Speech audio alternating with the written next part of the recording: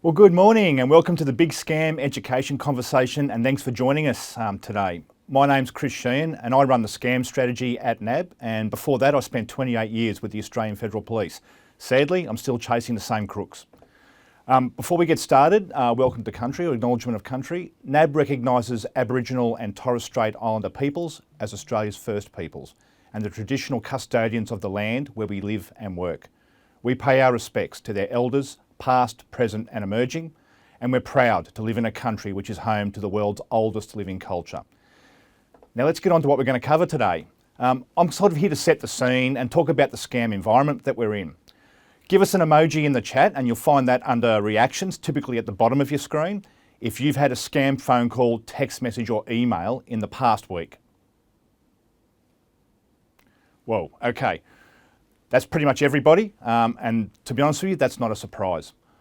I'll talk briefly about the scams environment, and then I'll hand over to our hosts to talk through common scams, how to protect yourself, how to report a scam, getting some more information, and perhaps people will find what people will find the most valuable, answering some of your questions. So the environment we're living in at the moment, unfortunately, we are, as a community, as a nation, as customers of banks, we're being targeted by international organised criminals.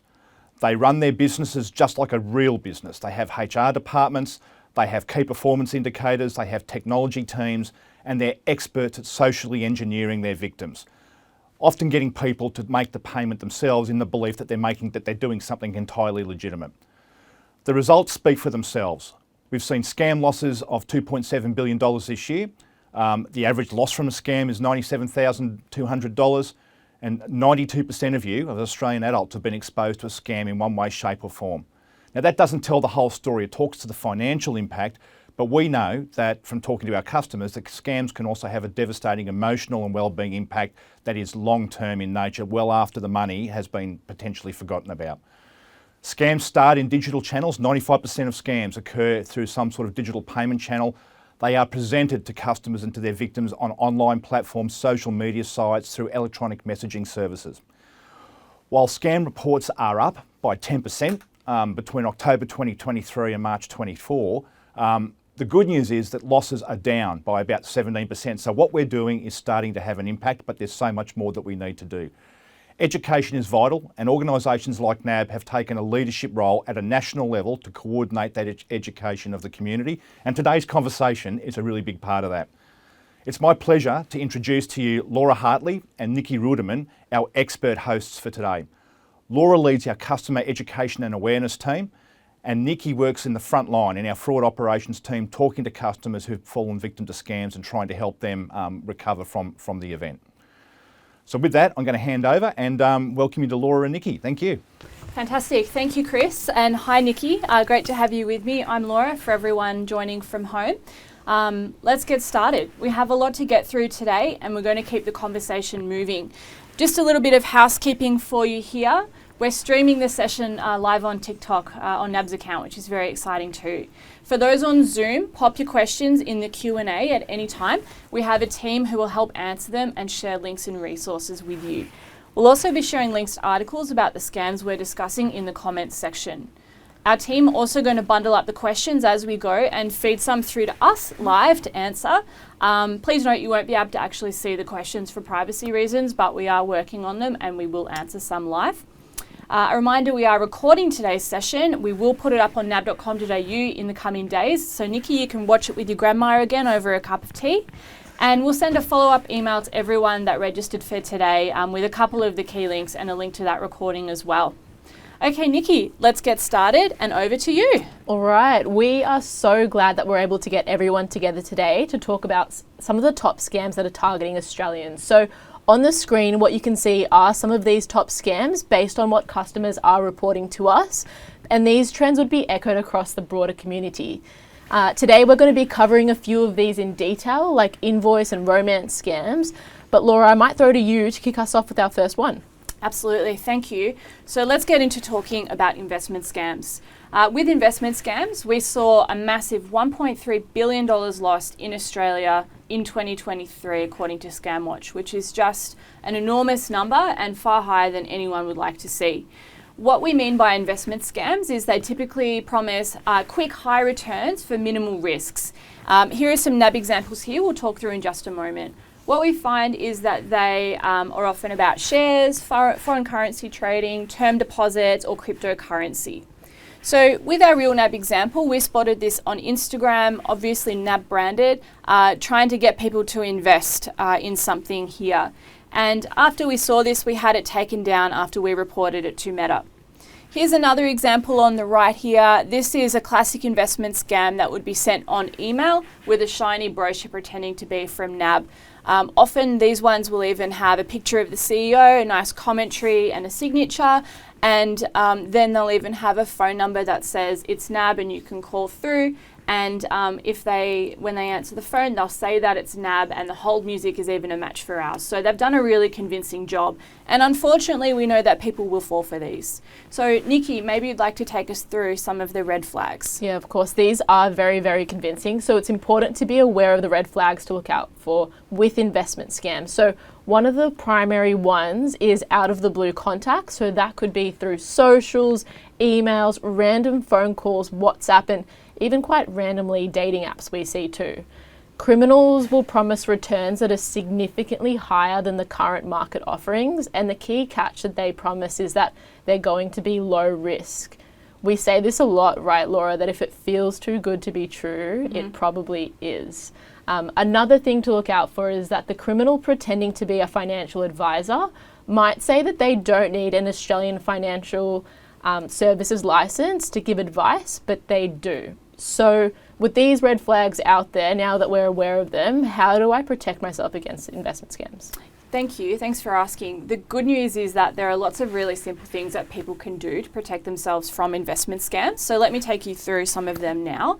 Number one, independently confirm the details of the person or organisation that you think that you're talking to and the offer that they're providing. So in this case, if it says it's from NAB, call NAB on the number on our legitimate website, nab.com.au, or on the back of your NAB cards, and validate that with us before you decide to go any further. Number two, don't take investment advice from someone you haven't met in person or couldn't meet in person, and definitely not from a Facebook group.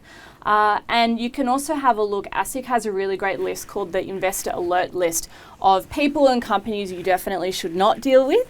So that can be really helpful to have a look at that as well, and make sure that the financial advisor that you're talking to is not on that list, because that's a definite red flag. Yeah, really, really important advice.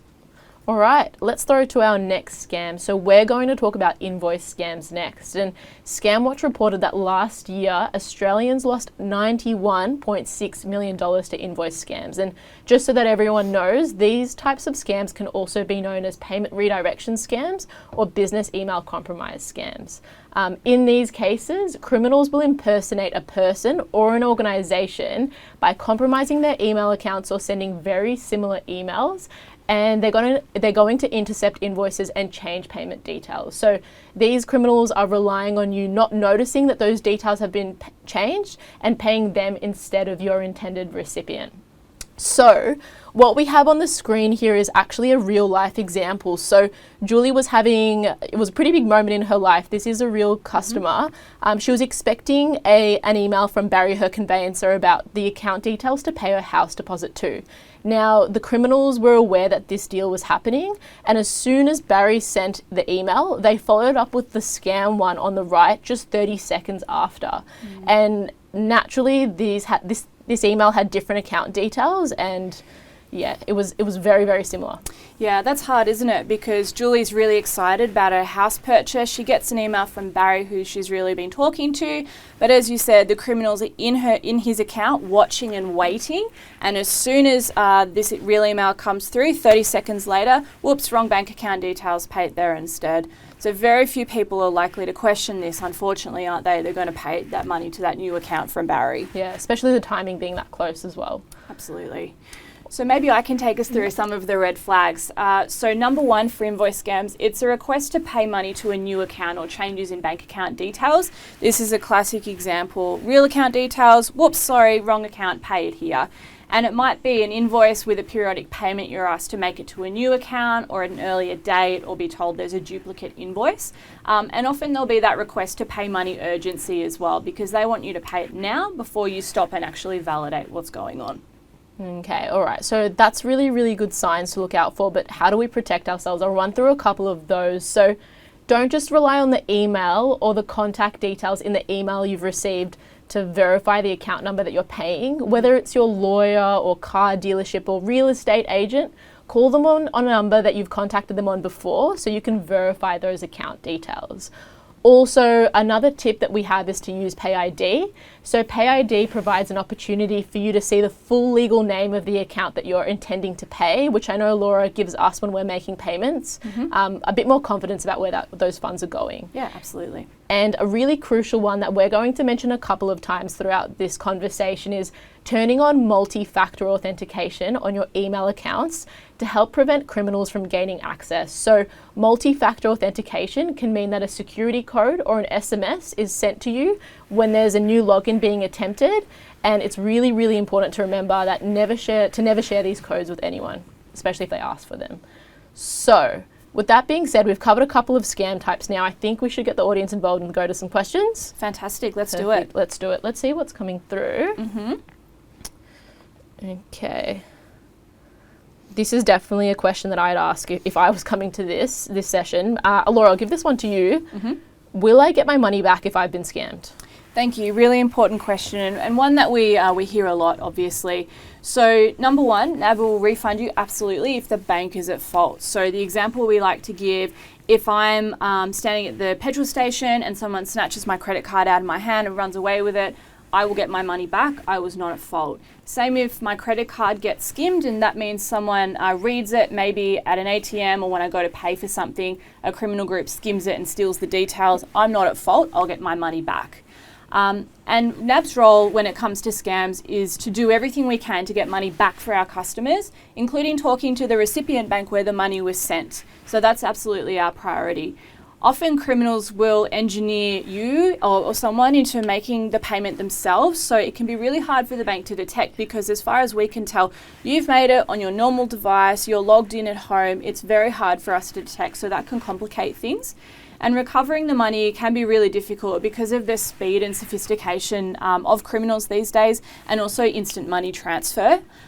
So education and prevention is really important, hence why we're holding the webinar here today. Yeah, so important, especially with how quickly payments move Yes. nowadays. So let's move into another questions. Okay, what have we got here? I'll take this one. So the question is, how do scam accounts get opened at banks? So we take reports of scam funds being sent to NAB accounts very seriously. And what we find is that these scam accounts, they're originally opened by legitimate people for legitimate reasons, like getting paid or, ordering their morning coffee.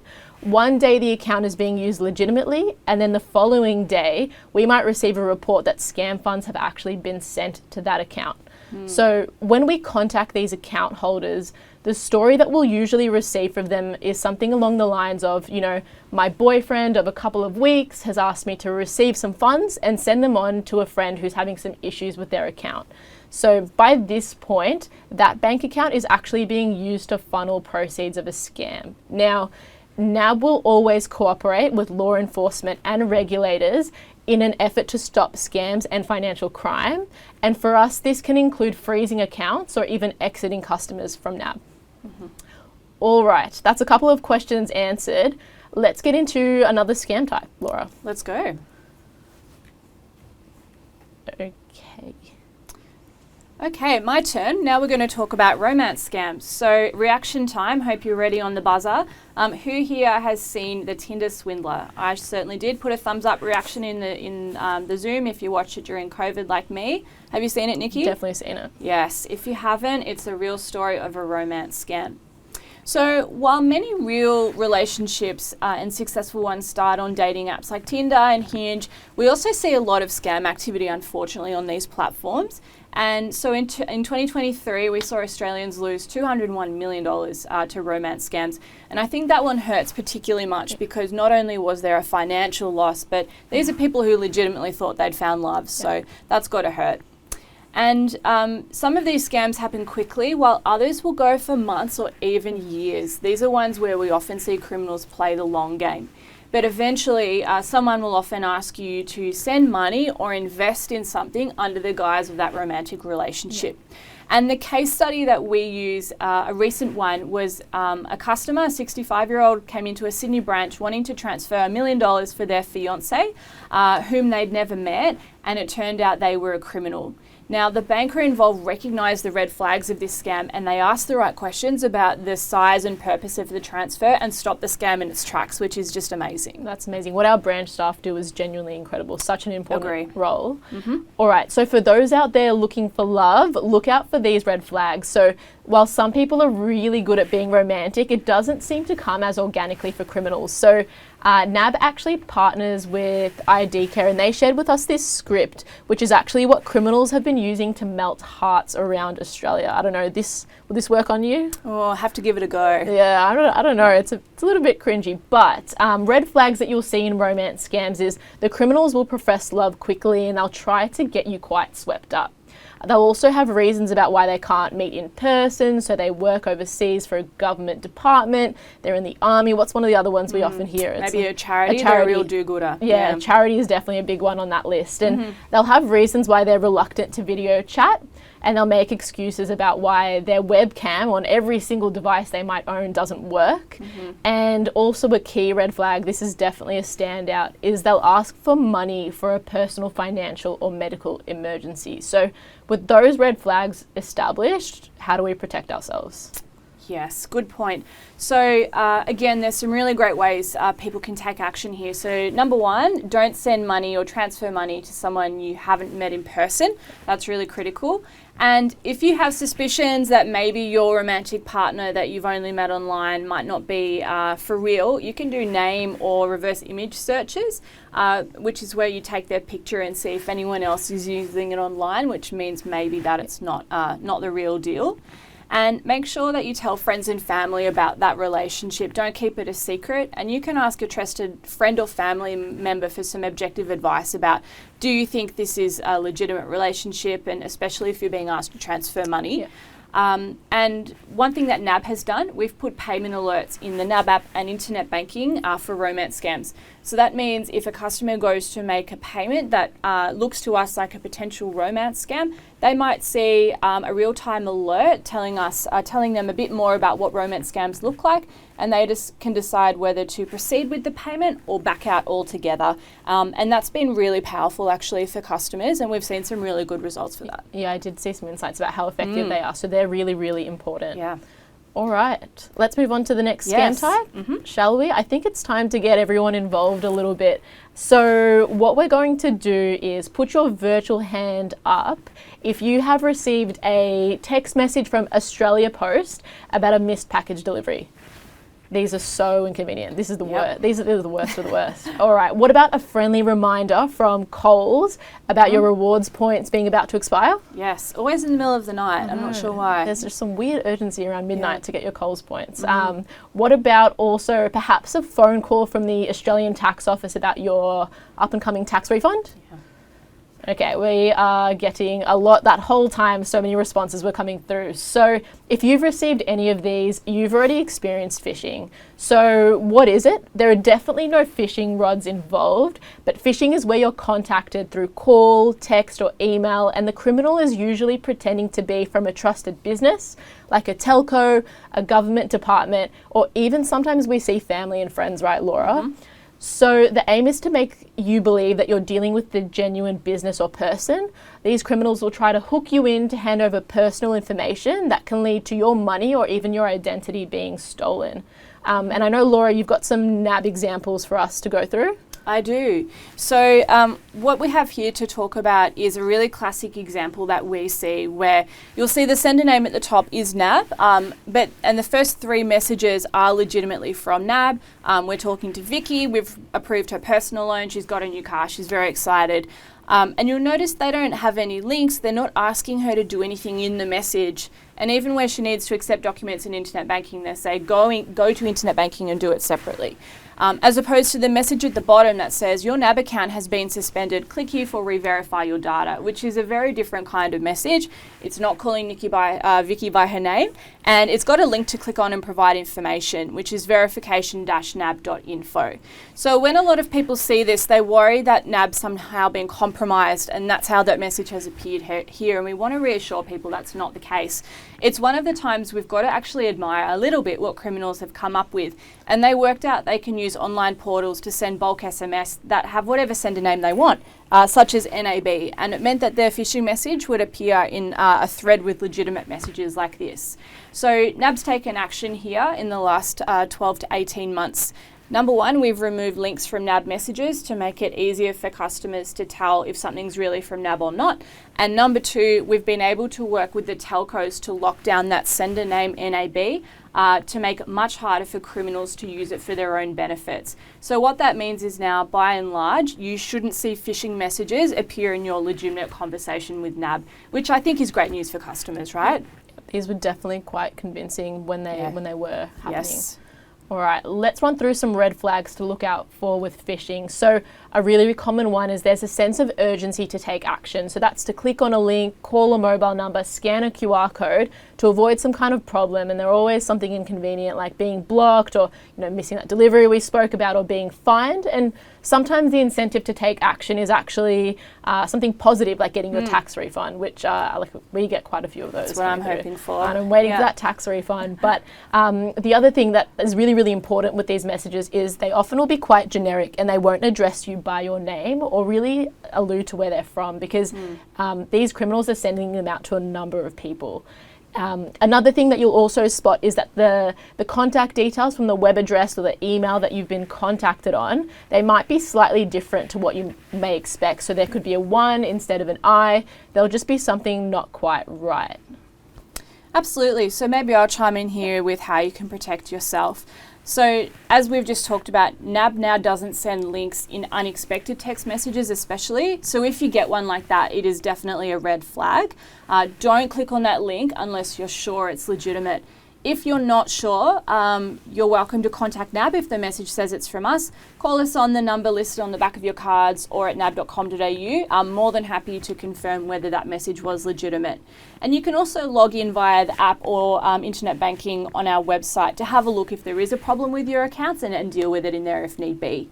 And the next one is don't provide those logon details, your NAB ID, passwords, PIN or security codes to anyone, even if they say we're from NAB or they're from NAB. We just won't ask for that information on those calls. All right, thanks, Laura. Super important advice. And I've got a couple of extra ones to tack on too. So if you're trying to talk to an organisation, stick with the secure channel that you usually log into. So that could be your bank's internet or mobile app. It could be the MyGov website or the Australia Post app too.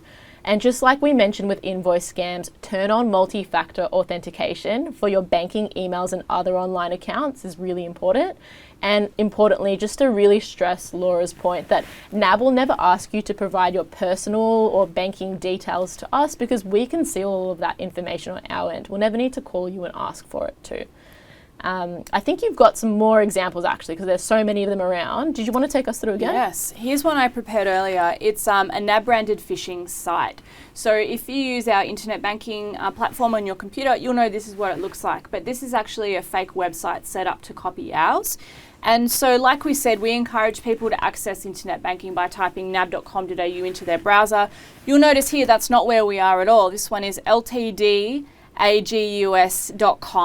And so this is a site criminals have set up to make it look like NAB's real website. And we notice when we change the beautiful background here, like this beach picture, within 24 hours, criminals have changed the one on their phishing site to match. So they want to make sure they're in lockstep with us, so there isn't a really glaring difference between our website and theirs. So I just want to reassure you, even though these fake websites do exist, we have a whole team of people dedicated to finding them and taking them down off the internet. It doesn't mean any site that looks like ours is okay to visit, but we do have a whole team of people who are finding these and taking them down. Yeah, such an important job. Such an important job. All right, let's move on to the next scam so we keep this moving. So let's talk about remote access scams. So what are they, Laura? They usually start with a pop-up like what you can see on the screen, or a cold call, and it'll be a criminal saying that something's wrong with your computer. Another common one we see is your phone service, or even your bank accounts are under attack and you urgently need to move some money.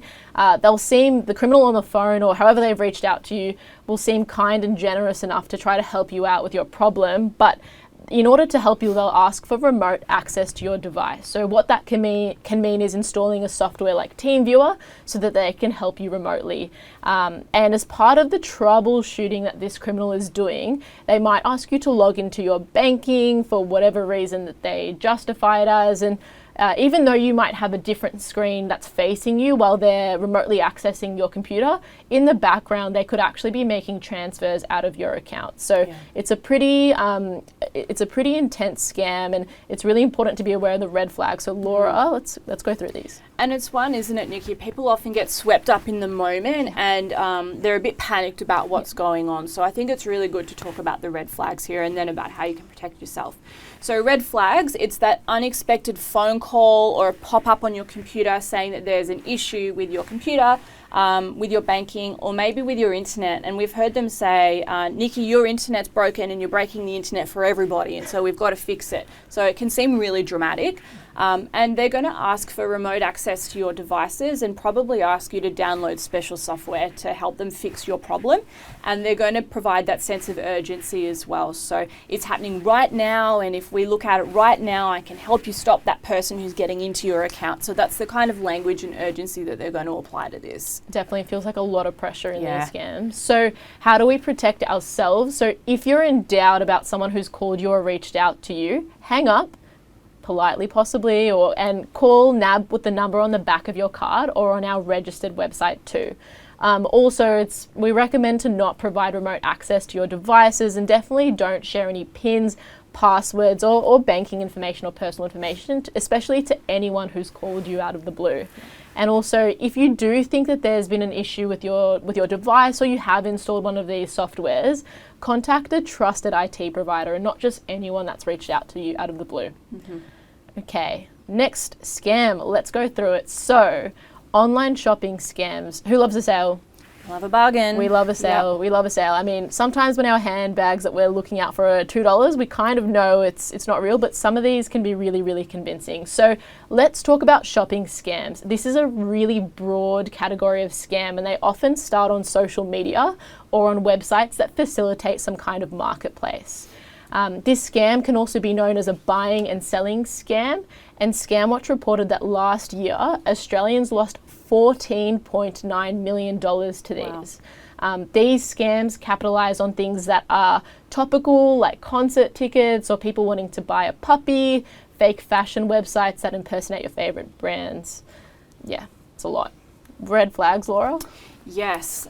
So the things that we see are prices for an in-demand item that are far cheaper than you could find them for in a retail market. Case in point, I have never seen anything at Seed for $7.50, unfortunately. So that's a real red flag right there. Unfortunately, right? And there will be that urgency or pressure that an item will sell if you don't get in quickly, and you'll miss out. That real sense of FOMO, fear of missing out. And you might be asked to access the shop via a link in a social media ad, which is a little bit unusual.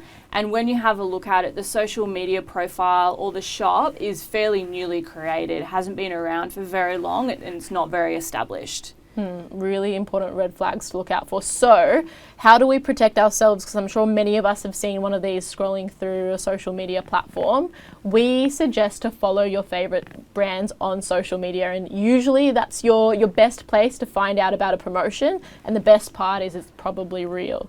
And it's pretty dangerous also when you get these on your feed all the time. Another way to protect yourself is to review the seller's profile in detail. So what that means is when they were created, like Laura mentioned, how active they are. Reviews are important, and also typos and unusual characters in their URLs or websites or emails that might suggest that something's off. Okay, that's a couple of extra scams covered. Did you want to move into some questions? Absolutely, let's do it. Let's do it. Let's see what's coming through to us. Okay, so got a question here. I'll take this one, Laura. So how do I do a reverse image search? Okay, so I think we both actually might have mentioned this today. So if you're suspicious, say, for example, about your online love interest or one of those deals that you've seen, you know, that's too good to be true, you can actually save one of those photos and upload it to Google to do what we call a reverse image search.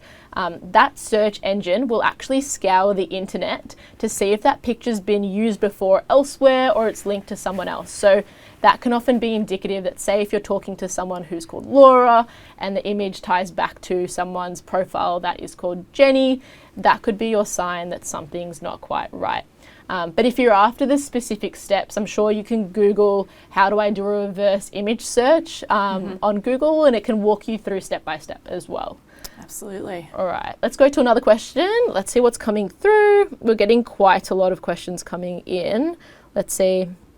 Okay, so Laura, in the past week, I've had my MyGov account hacked and 2024 taxes filed.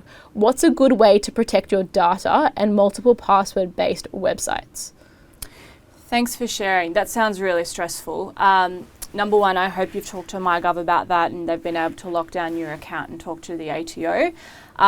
About that particular scenario, you can also reach out to ID Care, which is a not-for-profit that NAB and the bank sponsor that can help Australians impacted by data breaches and identity theft. So ID Care, we can put that in the chat for you.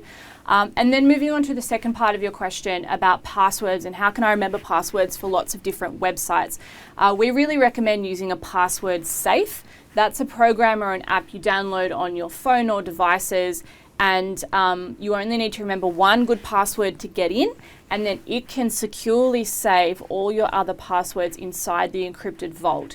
And what that means, Nikki, is that you can have the unique complex passwords that we need for each account, and I don't have to remember them. So it's actually really liberating, and I love my password safe. I was a late adopter, but I really love it, and it's just one less thing to remember. We know the average person has 300 passwords that they need, and that's impossible to remember. So that's why using a password safe means you can achieve that goal of having a unique complex password for each account, and I don't have to remember them, which is fantastic.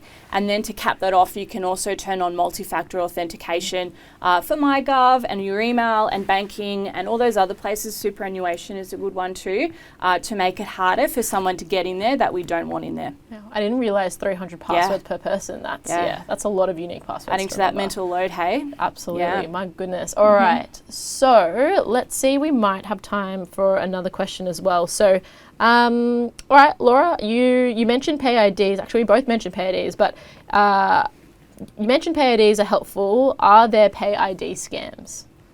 Great question. Yes, we do see some, but it's not because pay ID is bad. So let me rewind and remind you what pay ID is. A pay ID is a nickname I can set up for my bank account. Now, it can only be a couple of things. It can be my phone number or it can be my email address that the bank already knows about. And I tie that as a nickname to one of my bank accounts. So when we go out for lunch and I need to send you my half, I can just get your email address or your phone number and send you the money that way instead of needing your full bank account details. So much quicker. It's so great. Easier. And so then criminals have been keen to capitalise on pay ID being in the market and have looked to have some pay ID scams. But usually what they're about is if you're selling something on Marketplace, they'll send me an email saying, or they'll send the person selling it, I've already paid, here's a pay ID confirmation email that they've made up. Yeah. But it's actually kind of funny because pay ID payments mean the transfer was instant. So I can just look in my bank account and see if you've actually sent me the money. Yeah. So it's a really easy scam to circumvent. Ignore those pay ID confirmation emails. Just look in your bank account to see if you've actually received the instant transfer. Really good advice, yeah, especially with pay ID. All right, so Laura, what is NAB doing?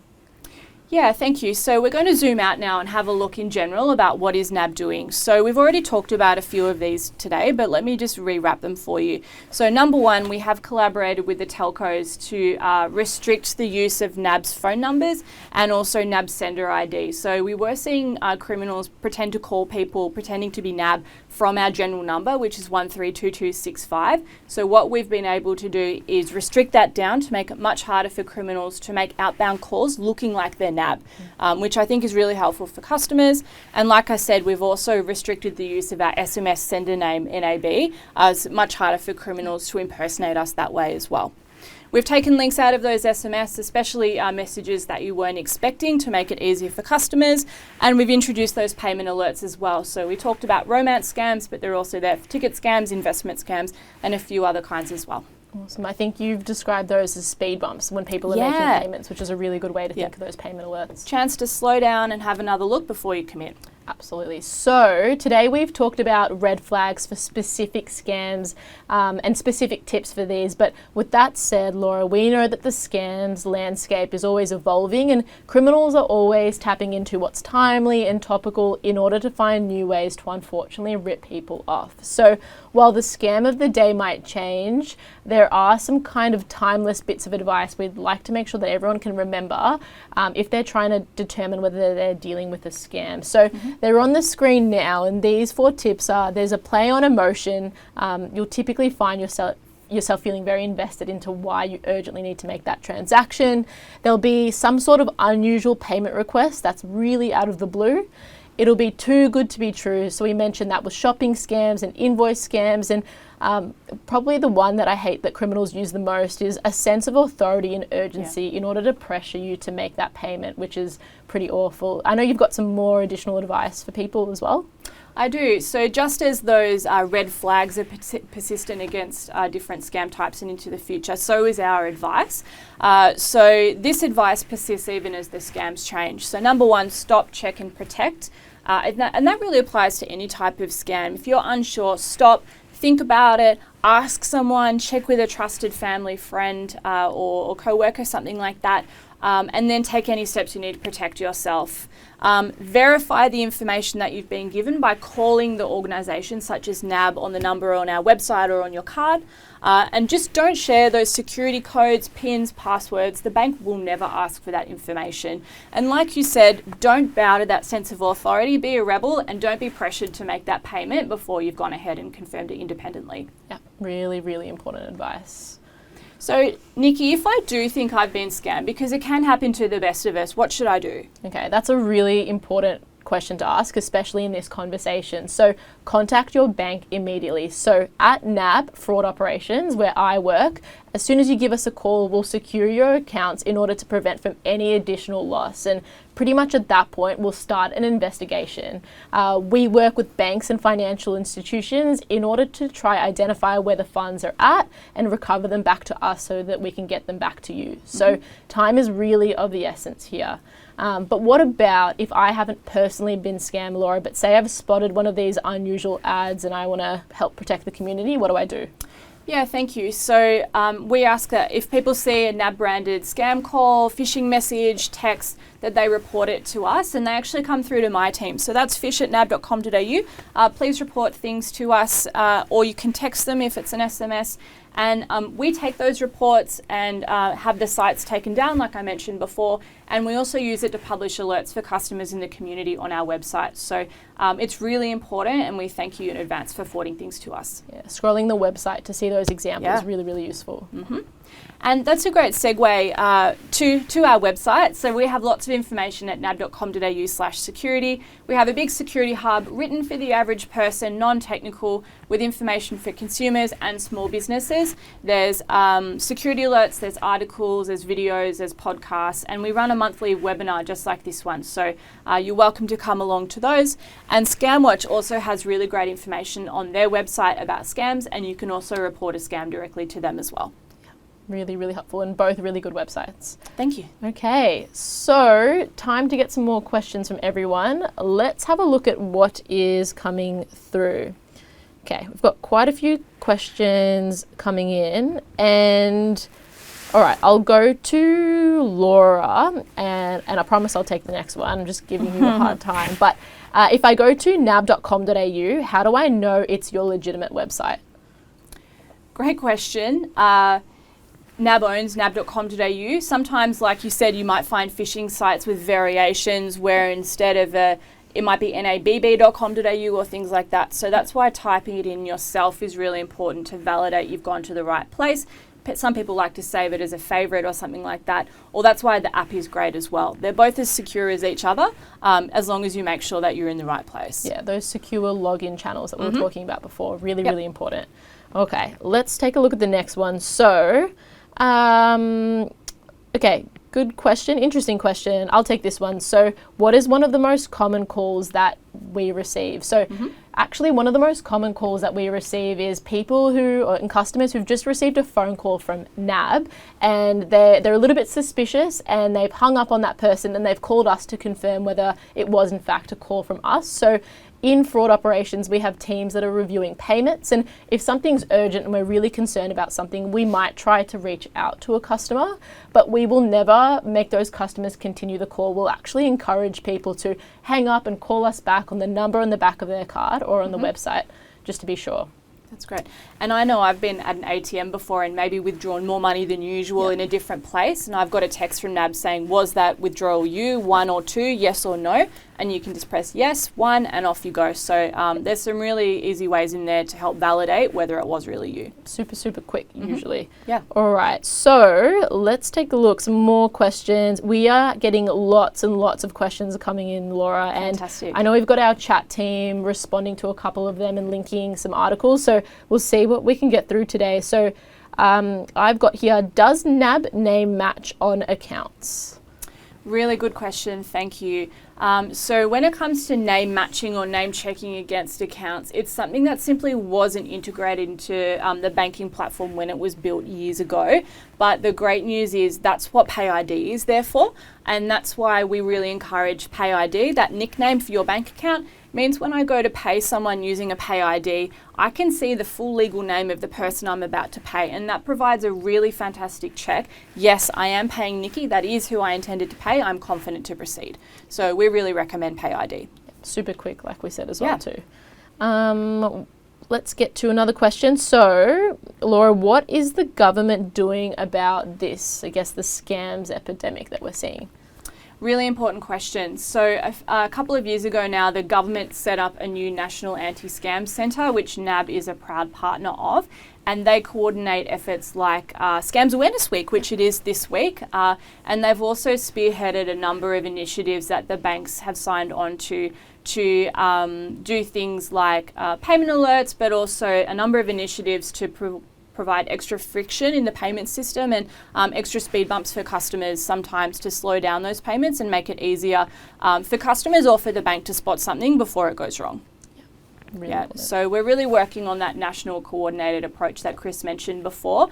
The banks are one of the big players, of course, but we can't do it all by ourselves, and that's why working in partnership across industry with the government, with the banks, with the social media companies and other players as well, the telcos, is our most powerful tool against scams. Definitely a collective effort, that's for sure.